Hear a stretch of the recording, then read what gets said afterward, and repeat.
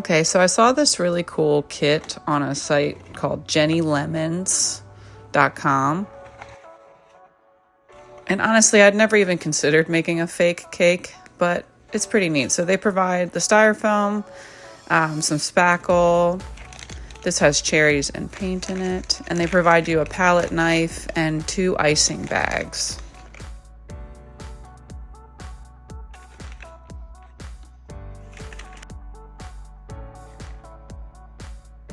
And little pink paint.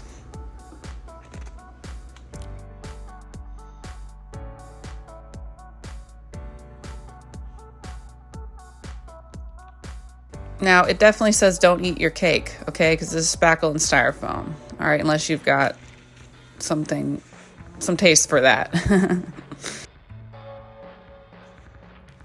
They provide the spackle for you, and they actually give you a ton. Like, in fact, I could probably make a whole nother cake out of this if I had another piece of styrofoam.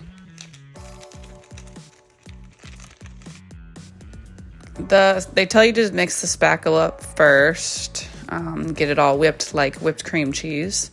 And I should have glued this to this parchment paper or like taped it, but I really didn't have any tape except for like painter's tape, which you'll see later, because I kept picking it up. But this is why it's important to read the directions first, because it definitely says to do that before you start with your spackling, because you're going to get it all over your hands. It's going to move around. The styrofoam's so light.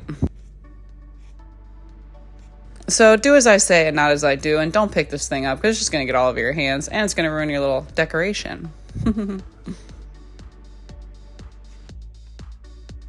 You know those tests in school where they tell you to do a bunch of stuff on a piece of paper and the last line is read the directions first? Like, I failed that every single time. I never got through the entire directions without starting stuff.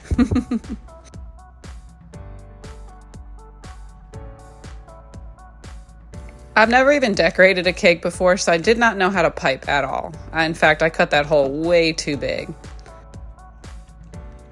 and ended up having to tape the end. But the instructions give you a pretty clear idea of what you should be doing. So I'm going to mix in a little pink because I want some pink icing. I really didn't have a design idea for this. I just wanted to try it. And this is kind of satisfying to do. It does look really creamy, like I could just put this on a damn bagel.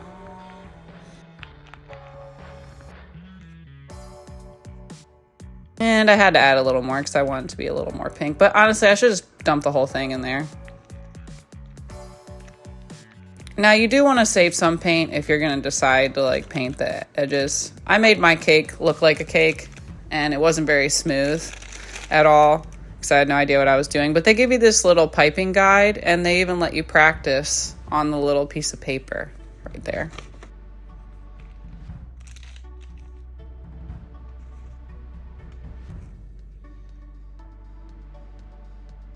Not bad for my first try ever. They show you a couple different techniques you can use, and I just went ahead and did it. It was actually pretty satisfying. I was expecting it to be bigger, but that's all based on your like little tip there, which they provided. But if you have one in your house, I guess, or if you want to go out of your way to buy one, it'd be pretty easy to do. These little plastic cherries were super cute. I think they're plastic, maybe plaster of Paris, I don't know.